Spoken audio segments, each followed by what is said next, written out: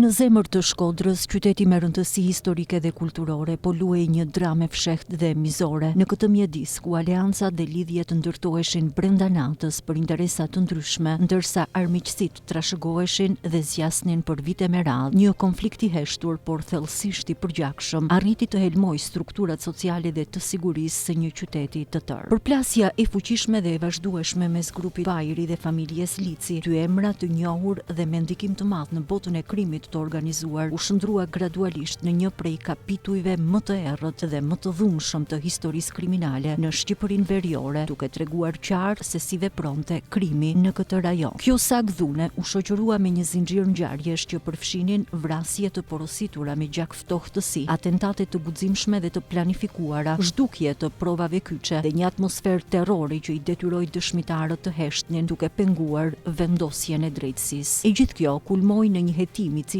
jo vetëm zvaritej, por dukej se e kishte humbur drejtimin pafund. Për plot 7 vite, çështja e rëndë dhe voluminoze ndryshoi prokuror, ndryshoi drejtimin e hetimit, ndryshoi dinamikat e brendshme, duke mbetur huajse në vend numëro. Kjo situatë e zvaritur zgjati derisa u mor vendimi për t'i kaluar hetimet e kompetencave të prokurorisë së posaçme kundër korrupsionit dhe krimit organizuar, një tregues se çështja kishte tej kaluar nivelin lokal. Së fundmi, hetimet u përmbyllën më 25 nëntor të këtij viti dhe tashmë pritet që dosja të kalojë në fazën e gjykimit pranë gjykatës së posaçme. Të pandehur në këtë dosje jetike janë identifikuar Behar Bajri, Astmer Bilali dhe Safet Bajri. Ata akuzohen për organizimin dhe ekzekutimin e vrasjes së Fatbardh Lici, xhaxhait të Ibrahim Lici, një ngjarje e ndodhur në vitin 2018. Rasti i vrasjes së Fatbardh Licit është një tregues i qartë shqetësues i asaj që ndodh në ato sisteme ku krimi arrin të ndërtojë themele më të forta, më të organizuara dhe më të qëndrueshme se vetë strukturat e shtetit ligjor, duke lëvizur gjithmonë më shpejt se drejtësia. Analiza e detajuar e kësaj dosjeje, e cila veti në sirtar për një periudhë gati 10 vjeçar, zbulon jo vetëm provat ekzistuese, por edhe mungesën e vullnetit hetimor, presionet e ushtruara dhe vendimet thelbësore që u morën në kohën e duhur, si dhe ato që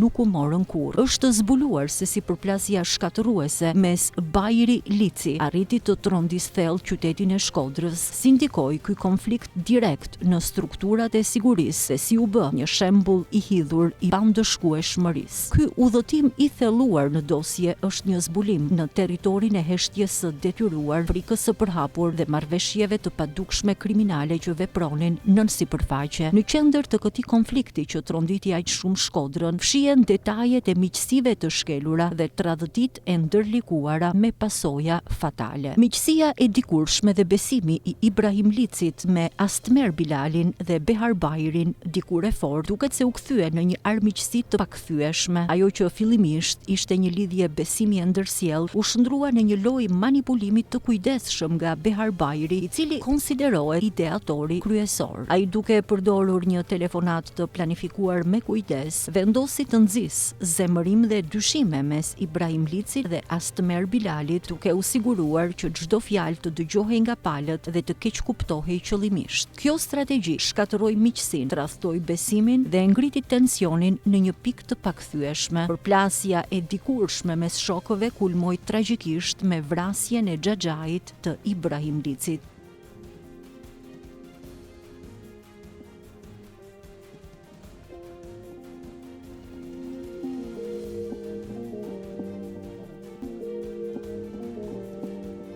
Gjithçka dyshohet se nisi në janar 2018, kur biznesmeni Ulzim Kulla, me lidhje familjare me Fisin Lici, u plagos në një atentat me eksploziv në motorin e tij. Shpërthimi telekomanduar la të plagosur 8 persona, përfshi vet Kullën. Kjo ngjarje dyshohet se ka qenë zanafilla e një zinxhiri vrasjesh dhe hakmarrjesh që pasuan. Vrasja e Mehdi Kavajës, 18 qershor 2018, vetëm disa muaj pas atentatit, u vra në servisin e tij Mehdi Kavajës, Kavaja, i njohur për riparimin e bravave të makinave. Ai u qellua me një plumb në kokë dhe vdiq në vend. Ngjarja dyshohet si një hakmarrjeje, por mbetet ende pa autor të identifikuar. Vijojmë me ekzekutimin e çiftit Bërçana Ndoci, 15 korrik 2018, një ngjarje që tronditi opinionin publik. U vran me breshëri armësh Boran Bërçana, ish polic dhe partnerja e tij Silvi Ndoci, teksa ndodheshin në makinën e tyre bashkë me fëmijën 3 vjeçar që fatmirësisht shpëtoi. Bërçana dyshohet për lidhje me grupin Bajri dhe përfshirje në atentatin ndaj Lulzim Kullës. Vrasja dyshohet të jetë kryer nga grupi Lici si hakmarrje. Vrasja e Fatbardh Licit 10 gusht 2018, vetëm pak javë pas vrasjes së çiftit, ekzekutohet Fatbardh Lici, vëllai i Sokol Licit dhe antar i njohur i familjes. Vrasja dyshohet të jetë një kundërpërgjigje nga Fisi Bajri për eliminimin e Bërçanës. Zhdukja e nipit dhe dajës Agron Mollaj dhe Gëzim Hysa, 23 gusht 2018. Dy persona me lidhje me Fisin Lici, Agron Mollaj dhe Gëzim Hysa, u zhdukën në mënyrë misterioze. Ata nuk janë gjetur ende dhe dyshohet se janë vrarë si pjesë e përplasjeve mes grupeve. Ekzekutimi i Arjan Farracakut, 1 shtator 2018, në zonën e livadheve u qellua për vdekje. Arjan Farracaku, teksa po shëtiste me kalin e tij disa minuta para ngjarjes, ai kishte komunikuar me Astrid Bilalin, një emër tjetër i përfshirë në dosjen Bajri. Vrasja e Fatos Farracakut, 14 nëntor 2018, vetëm 2 muaj pas kushëririt të tij, u vra Fatos Farracaku në mes të ditës, ndërsa shiste peshk në lagjen rus të Shkodrës. Vrasjet e dy Farracakëve konsiderohen të lidhura me luftën mes dy fiseve. Ekzekutimi i Ferdinand Polis, 20 mars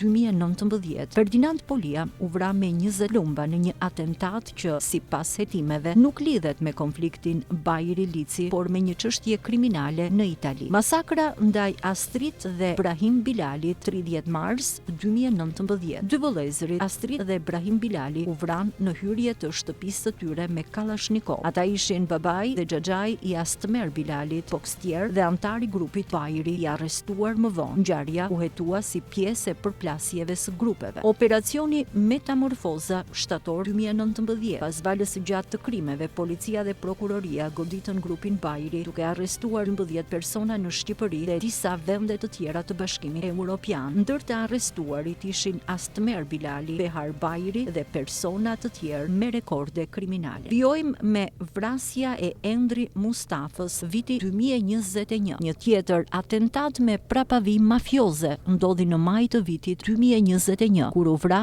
Endri Mustafa, i cili u tërhoq në Kurth nga një 15 vjeçar. Policia shpalli në kërkim Ibrahim Licin, por ai pretendoi alibi. Hetimet mbetën të paqarta. Masakra në Dobraç, 4 të vrarë, 30 tetor 2024. Ngjarja më e rëndë e viteve të fundit ndodhi në lagjen Dobraç të Shkodrës. Në një atentat ndaj një automjeti në lëvizje, mbetën të vrarë Hamza Lici, vëllai i vogël i Ibrahim Licit, Arlind Bushati, djali i një ish kandidati për kryetar bashkie, Flutura Basha dhe Bashkim Basha, dy kalimtar të pafajshëm që u përplasën nga makina e atentatorit. Ibrahim Lici, që ndodhej në makinë, u plagos dhe arriti të largohej, mbetet i shpallur në kërkim. Goditja e SPAK dhe arrestimet e vitit 2025. Në shkurt të vitit 2025, SPAK identifikoi disa prej personave të përfshirë në vrasjen e Fatbardh Licit më 2018. Me vendim të gjykatës kundër korrupsionit dhe krimit organizuar, u ekzekutuan masat e sigurisë për Safet Bajrin, Behar Bajrin dhe Astmer Bilalin, të cilët dyshohen si autorët e ngjarjes. Ata akuzohen për vrasje me paramendim për hakmarrje, grup të strukturuar kriminal, mbajtje pa leje të armëve. Sipas SPAK, atentati ndaj Fatbardh Licit ishte një akt hakmarrjeje për vrasjen e Bërçanës dhe Ndocit, që Behar Bajri akuzonte Ibrahim Licin. Provat që ndihmuan hetimin përfshin edhe komunikimet në Sky ECC. Atentati ndaj Erogen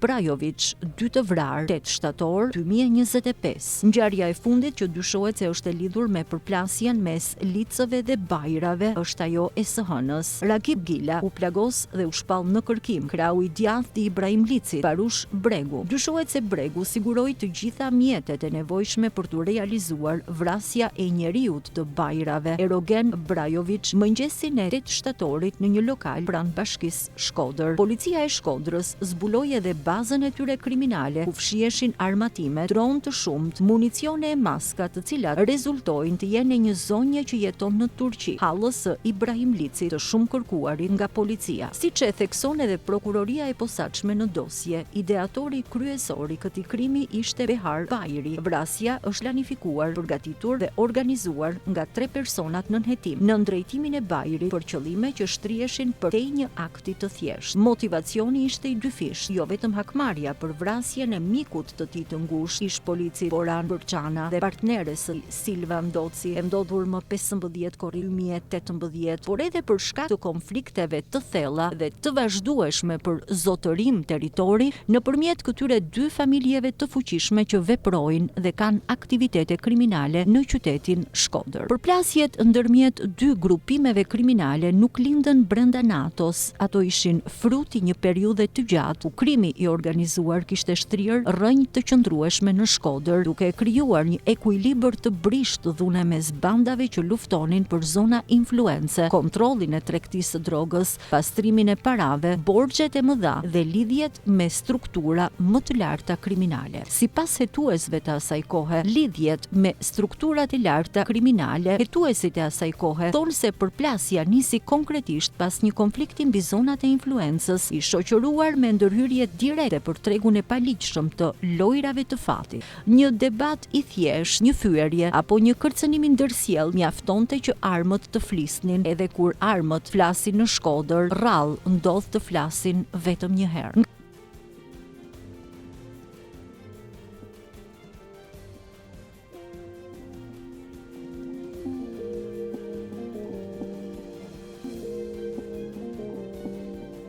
Nga jashtë situata dukej se po menaxhohej, policia po lëvizte, kontrollet shtoheshin dhe patrullat dukeshin më të shpeshta se zakonisht në qendrën e Shkodrës, por brenda skedarëve të krimit gjërat nuk ecnin me të njëjtin ritëm. Hetimet nisnin, por provat kryesore mungonin, kamerat e sigurisë rastësisht nuk punonin, dëshmitarët nuk flisnin nga frika dhe dosjet bashkoheshin, disa ndaheshin, duke e bërë situatën procedurale kaotike dhe të paqartë. Për t'i dhënë fund këtij kaosi dhe për shkak të lidhjes së provave, 4 prokurorë të Shkodrës me një vendim për bashkimin e procedimeve penale, vendimi marr më 19 tetor 2018, vendosën bashkimin e 6 procedimeve në një të vetëm, njohur si procedimi penal numër 80 i vitit 2018. Neni 80 i kodit të procedurës penale, Neni Kyç, që shpjegon pse dosja e Fatbart Licit u zhvendos në Tiranë. Neni 80 rregullon rastet kur kemi disa vepra kriminale të lidhura bashkë që nuk mund të ndahen, por që u përkasin gjykatave të ndryshme. Pika e parë thekson se nëse disa prej këtyre procedimeve janë në kompetencë të gjykatave të zakonshme dhe të tjerat në kompetencë të gjykatës së krimeve të rënda, sot SPAK, kompetente për të gjitha bëhet gjykata e posaçme. Kjo do të thotë që sapo një vepër lidhet me krimin e organizuar apo korrupsionin e lartë, ajo tërheq automatikisht të gjitha veprat e tjera të lidhura drejt juridiksionit të SPAK-ut. Kështu unifikuan dhe u çelën dosjet e Shkodrës në Tiranë. Më pas, me vendimin e datës 25 tetor 2018, u vendos bashkimi i akteve të tjera nga Prokuroria e Shkallës së Parë Shkodër. Kjo dosje më pas i kaloi juridiksionit të ish prokurorisë së krimeve të rënda, e cila regjistroi aktet. Më vonë, me krijimin e prokurorisë së posaçme kundër korrupsionit dhe krimit të organizuar, mbi bazën e akteve të dërguara nga ish prokuroria për krimet e rënda, më 30 dhjetor 2019, SPAK regjistroi procedimin penal numër 112 të vitit 2019.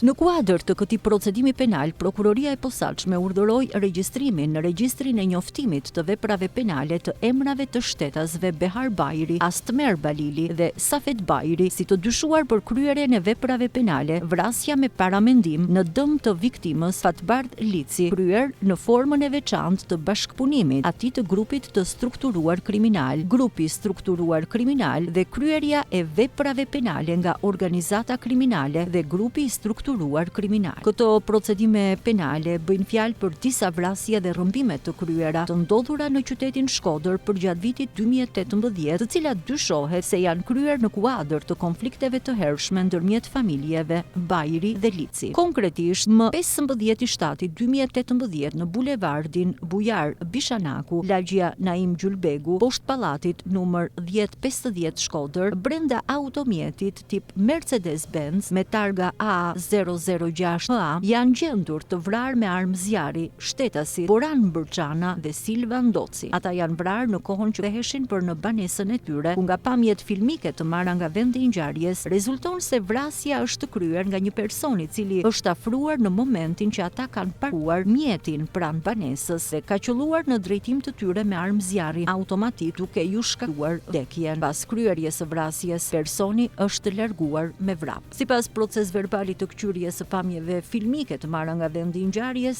dhe aktit të ekspertimit, rezulton se personi i cili ka qelluar ndaj tyre ka gjatësinë 175 deri në 180 cm dhe për shkak të cilësisë së pamjeve bëhet i pamundur përcaktimi i të dhënave të tjera identifikuese. Shtetasi Boran Bërçana ka qenë punonjës policie deri disa muaj para ngjarjes. Ai ka qenë dhe ka patur njohje të personave nënhetim, Behar Brajovic dhe shtetasi aktualisht të ndjerit Gjin Boriçi. Edhe ky i fundit është vrarë në datën 8/9/2020 dhe për këtë vrasje akuzohet ndër të tjera personi nënhetim Behar Brajovic, çështje e cila aktualisht është në gjykim pranë gjykatës së posaçme të shkallës së parë për korrupsion dhe krimin e organizuar. Në lidhje me vrasjen e shtetasit Boran Bërçana, personi nënhetim Behar Brajovic ka dyshuar tek shtetasi Ibrahim Lici, djali i shtetasit Mustafa Lici. Për këtë shkak, personi nënhetim Behar Brajovic në bashkëpunim të veçantë me personat nënhetim Safet Rustemi dhe Astmer Bilali ka organizuar në muajin gusht të vitit 2018 vrasjen e shtetasit Fatbar Lici, xhaxhai i shtetasit Ibrahim Lici. Vrasja e shtetasit Fatbar Lici ka ndodhur në datën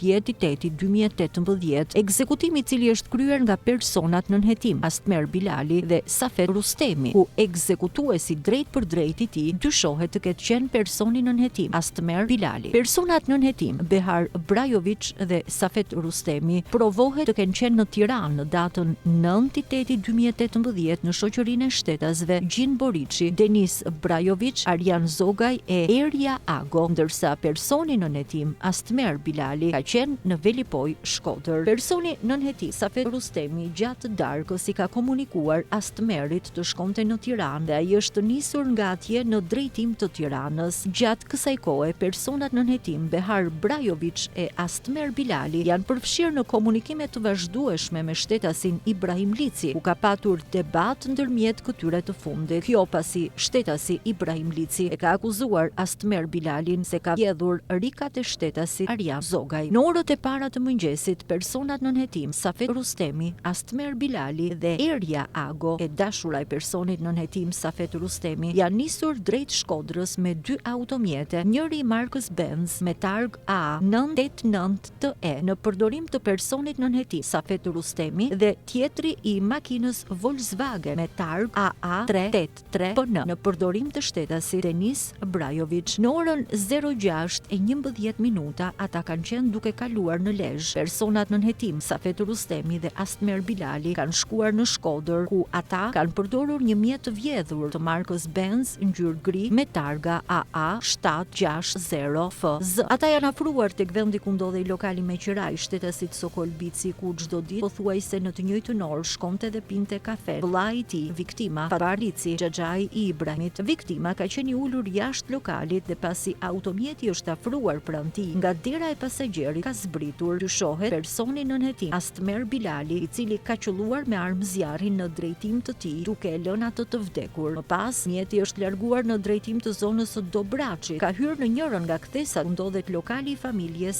Bajri dhe më pas është kthyer duke u larguar dhe mjeti është djegur po në zonën e Dobraçit. Pasi personat kanë kryer vrasje, personi nënhetim Safet Rustemi ka qëndruar në Shkodër, ndërsa personi nënhetim Astmer Bilali është larguar menjëherë për në Tiranë së bashku me shtetasen Erja Ago. Pasi ka arritur në Tiranë, ka kërkuar roje së parkimit në zonën e Ishkenema Partizani Tiranë dhe ai ka komunikuar me shtetasin Denis Brajovic, ku i ka bërë me dije se automjetin ja ka lënë, dyshohet tek shtetasi Pëllumb Gjoka. Ai ka komunikuar edhe me personin nën hetim Behar Bajri, të cilit i ka kërkuar që ta zbriste dhe t'i linte çelësat. Më pas, ai është larguar në drejtim të Vlorës. Fakti që personi nën hetim Astmer Bilali nuk ka përdorur telefonin nga momenti që është larguar nga Tirana deri në kohën kur ai ka loguar në Fier, si dhe largimi i tij menjëhershëm, tregon që ai ka qenë personi që ka qelluar me armë zjarri dhe këto veprime janë kryer prej tij në mënyrë që ai të mos kapej nga policia menjëherë pas ngjarjes për të shmangur konstatimin e gjurmëve të mundshme. Këto rrethana rezultojnë të provuara nga komunikimet e shumta telefonike të kryera nëpërmjet personave nën hetim dhe shtetasi Ibrahim Lici ditët më para dhe sidomos një natë para ngjarjes. Nga komunikimet e kryera nga personi nën hetim Astmer Bilali me shtetasen Erja Ago, si dhe nga tabulatet telefonike, pamjet filmike dhe vendndodhjet e personave nën hetim. Në kuadër të mbrojtjes ligjore, më 13 nëntor 2025, Safet Rustemi nëpërmjet avokatit të tij Sokol Tahiraj ka bërë një kërkesë për njohjen me aktet hetimore drejtuar prokurorisë së posaçme, si dhe kërkesë për kryerjen e hetimeve shtesë.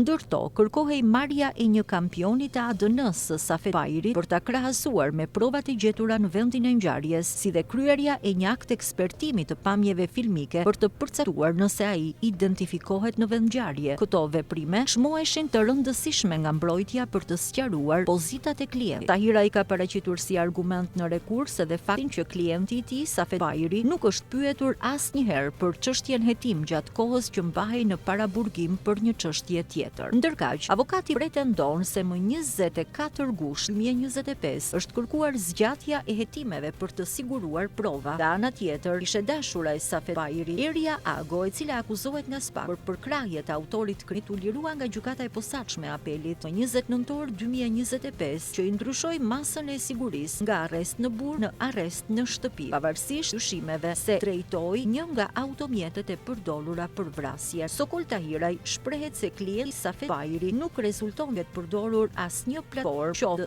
Sky, ECC apo Matrix.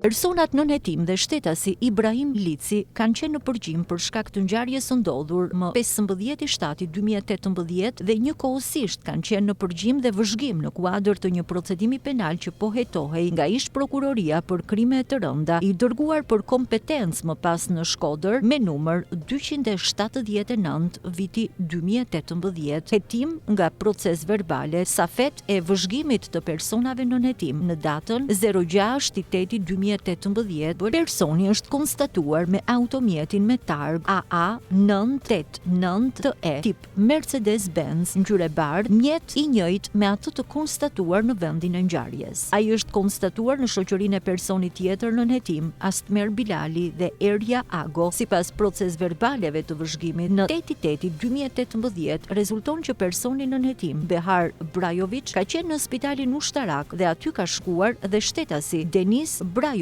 me mjetin me targ AA525RL tip Golf. Ata rreth orës 23:00 kanë shkuar në ambientet e jashtme të lokalit Alpsing, ndodhet pas restorant Rozafa në Tiranë. Aty ka shkuar edhe personi tjetër nën hetim, Safet Rustemi. Nga komunikimet telefonike të kryera nga personi nën hetim Behar Brajovic, personi nën hetim Safet Rustemi, personi nën hetim Astmer Bilali, si dhe shtetasi Ibrahim Lici rezultojnë biseda me interes. Konkretisht, në datën 1/8/2018, ora 3:15, personi nën hetim Behar Brajovic telefonon shtetasin Ibrahim Lici dhe i komunikon se i ka çuar të fala, se nuk ka qenë në banesë kur i kanë shkuar në shtëpi dhe se ka qenë rrugash. I ka thënë Astmerit që t'i bëj të fala. Më 8/8/2018, shtetasi Ibrahim Lici telefonon shtetasin Behar Bajri, të cilët e quaj njëri tjetrin kumar. Ndërmjet tyre zhvillohet një bisedë me karakter miqësor shoqëror, ku dhe interesohet në lidhje me shëndetin e fëmijëve të shtetasit Behar Bajri, të cilët ndodheshin të shtruar në një spital në Tiranë. Në atë bisedë, Behari i thot se i ka thënë Astmeri që Ibrahimi është sportist i mirë, ndërsa Ibrahimi i thot që Astmeri është edhe sportist edhe sallaks. Ibrahimi pyet Beharin për një ngjarje në Shkodër, ku sipas pretendimeve është rrahur një shtetas që identifikohet me nofkën profe dhe që mund të bëhet fjalë për shtetasin Agim Bermaca. Nga biseda rezulton që këtë shtetas ta ketë rrahur Astmer Bilali dhe Tim Lisi, i cili sipas bisedës del që është person në kërkim. Gjithashtu në bisedë Ibrahim thot Behari se ky timi strehohet në lagjen tuaj dhe si përgjigje Behari pasi drejton sharje në drejtim të Tim Lisi, i garanton Ibrahimit që ai nuk mund të qëndrojë më në shoqërinë e tij për aq kohë që bën veprime të tilla kundrejt miqve. Dhe hera e fundit që e ka takuar ka qenë dita kur ka qenë tata Mustafa Lici. Në atë bisedë Behari këmbëngul përsëri që i ka thënë Astmeri është sportist dhe vrapin e ka shumë qejf. Për këtë arsye Behari i thotë që s'do ta besoj një gjë të tillë. Gjithashtu në atë bisedë Behari i thotë që Astmeri nuk është shoku im, por joti. Një herë vjen te ty, një herë te Safeti. Një bisedë Ibrahimi i thotë që Astmeri e pas ka bërë si person që rrëfehet te prifti. Astmeri ka qenë shok i tij, por jo më. Behari i këmbëngul që pasi janë bërë kumar, i thonë të tjerët që pse nuk të vjen kumara për vizitë dhe kjo lë hije dyshimi. Në përgjigje të kësaj, Ibrahimi i thotë që atje ku rriti vjen gjithkush që nuk i pëlqen, ndërsa po të vi Behari, dalin pin kafe e shëtisin ku t'i doj qejfi Beharit dhe është i mirëpritur në familjen e tij. Më 8/8/2019, shtetasi Ibrahim Lici telefonon përsëri Behar Bajri. Në atë bisedë, Ibrahimi i thot Beharit se nuk e ka zënë gjumin mbrëm për atë që i kishte thënë, që ishte sportist dhe se për çfarë bëhej fjalë, a për një muhabet që kanë bërë midis tij dhe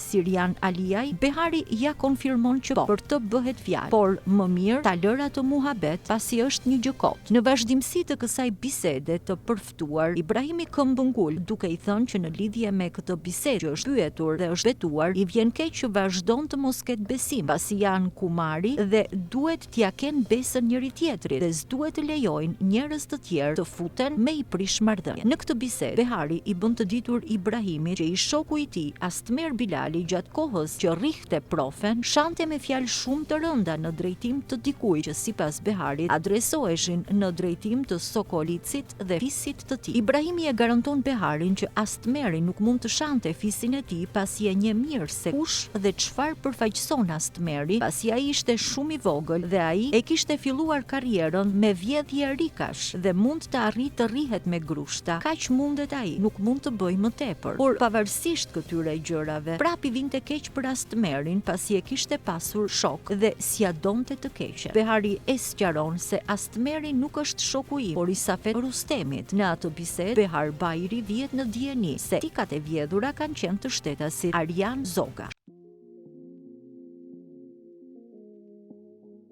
Shtetasi Mustafa Lici ka deklaruar se një ditë pasi është vrarë vëllai, është telefonuar nga shtetasi Gëzim Jahukaj, i cili ka qenë i pranishëm në të njëjtën kafe me shtetasin Fatbar Lici. Në telefon më ka thënë që du me ardh, a jeni aty? Unë Mustafa i kam thënë mirë se vjen dhe ardh shibar. Kur ka ardhur në shtëpi, më ka thënë që më ka ardhur mbrëm me një fuoristradë të zezë dhe më ka thirrur: o Gëzim, o Gëzim. Pasi kam dalë jashtë, kam parë që në makinë ishin mbi 2 persona. Njëri prej tyre më ka thënë: quhem Tim Lisi dhe thuj licëve që gjakun e kanë Deline. Unë Mustafa, pasi kam dëgjuar këto fjalë, i kam thënë që hajde pak më vonë kur të jetë edhe Sokoli aty, që ta dëgjoj edhe ai. Gëzimi ka ardhur sërish tek ne, pasi ka ardhur e kemi ulur, e kemi pirë kafe dhe gjithë bisedën e kemi të filmuar. Shtetasi Mustafa Lici shprehet se nuk e ka besuar këtë fakt. Familjarët e shtetasit Fatbar Lici, sipas komunikimeve të rezultuara nga përgjimet, dyshojnë se autor të mundshëm të vrasjes së Fatbar Licit janë personat nën hetim. Nga akti i ekspertizës balistik të gëzhojave të vrasjes së shtetasit Fatbar Lici, rezulton se ato janë qelluar nga e njëjta armë me të cilën është qelluar në ngjarjen e vitit 2014, ku ka qenë i dyshuar shtetasi Arjan Raja. Nga verifikimet e bëra për shtetasin Arjan Raja, ka rezultuar të jetë në lidhje shoqërore me shtetasin Gjin Ndoj, Bilali, i cili ka qenë i pranishëm në datën 8/9/2018. Eria Ago, e cila është e dashura e shtetasit personën hetim Safet Rustemi, ka deklaruar se gjatë kohës që ka ndodhur ngjarja, vrasja e shtetasit Fatbarici ka qenë në Tiranë dhe se nuk ka qenë në Shkodër, si dhe nuk e ka përdorur asnjëherë makinën e shtetasit Astmer Bilali. Nga të dhënat e përfituara nga përgjimet dhe tabulatet e numrit telefonik celular që ka disponuar, kjo shtetase rezulton e kundërta. Pra, në dëshminë e saj, Eria Ago nuk tregohet e sinqertë dhe lind dyshimi që kjo shtetase është në dijeni të ngjarjes që ka ndodhur. Shtetasi Arjan Zogaj ka deklaruar se ka qenë në Tiranë një ditë më parë se të vritej shtetasi Fatbarici dhe ka drekuar me shtetasin Behar Bajri dhe Denis Brajovic në një lokal në afërsi të Zogut të Zi. Më pas kanë shkuar në një lokal me muzikë dhe aty kanë qenë të pranishëm edhe shtetasi Behar Bajri, Safet Rustemi, Denis Brajovic, Astmer Bilali, Gjindoj dhe disa femra të dashura të këtyre personave. Ai ka deklaruar gjithashtu që atë natë në atë lokal me muzikë ka ndodhur dhe një sherr dhe ka qenë shtetasi Astmer Bilali, i cili është goditur me disa persona në atë lokal. Në dëshminë e tij, Arjani ka sqaruar se ka dalë nga ai lokal rreth orëve të para të mëngjesit dhe pasi janë ndarë, është nisur për në qytetin e Shkodrës. Gjatë rrugës është njohuar se është vrarë shtetasi Fatbarici, por nuk ka dijeni se kush mund të jenë autorët e ngjarjes. Në lidhje me marrëdhëniet me fisin e Lici, ai ka deklaruar se i ka të mira. I pyetur në fillim me humbjen e rikave, ka deklaruar se nuk ka dijeni se kush ja ka vjedhur. Ka pas dyshimet e shtetasi Sidri Gali, por që nuk i ka gjetur akoma. Nisur nga deklarimet e shtetasit Arjan Zogaj, konfirmohet se këtij shtetasi i kanë humbur 2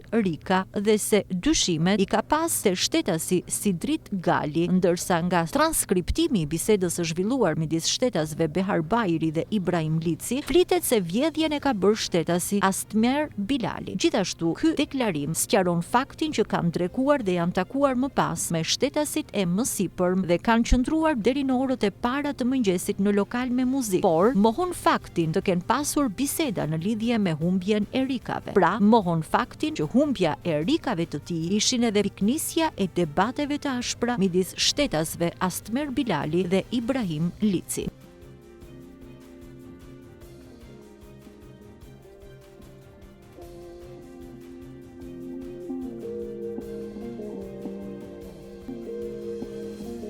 Në rastin konkret, provohet se ekziston dyshim i arsyeshëm dhe i bazuar në prova se personat nënhetim për të cilët kërkohet masa e sigurimit personal kanë kryer veprën penale për të cilin ata dyshohet bazuar në këqyrjen e vendit të ngjarjes, rezultatet aktive të ekspertimit, këqyrjet e pamjeve filmike dhe akteve të tjera hetimore. Më 10/8/2018 herët në mëngjes provohet që personat nënhetim Safet Rustemi dhe Astmer Bilali së bashku me Eria Agon janë nisur për në Shkodër për qëllim vrasjen e shtetasit Fatbarici, siç shprehet personi nënhetim Safet Rustemi në komunikim me Denis Brajovic. Fakti që personat kanë kryer vrasjen provohet edhe nga mohimi që shtetësja Eria Ago ka patur në deklarimet e dhëna, ku nuk ka pranuar të ketë përdorur automjetin e personit nënhetim Safet Rustemi, si dhe ka deklaruar se ka qenë në Tiranë ditën e ngjarjes, ndërkohë që nga proces verbali i këqyrjes së sistemit të gjobave provohet që ajo ka marrë gjoba duke qenë në drejtim të mjetit, referuar komunikimeve të kryera, rezulton se ajo ka qenë bashkë me persona nënhetim në Shkodër. Edhe shtetasi Arjan Zogaj mohon faktin e pasjes dijeni mbi vjedhjen e rikave, në një kohë që provohet që ai ka qenë i pranishëm në bisedat e zhvilluara me shtetasin Ibrahim Lici, i cili ju ka komunikuar se rika ja ka vjedhur Astmeri. Po ashtu provohet që Astmeri nuk e ka përdorur telefonin e tij nga momenti i largimit nga Tirana, duke përdorur në komunikimet me Denisin dhe Beharin një numër telefoni të rojes së parkimit dhe ka përdorur telefonin e tij shumë kohë më pas. Ai është larguar menjëherë për në Fier dhe Ror, fakte të cilat të bëjnë të besosh që ai ka qenë personi që ka qelluar me armë. Gjithashtu, në komunikimet e kryera pas ngjarjes, personi nënhetim Behar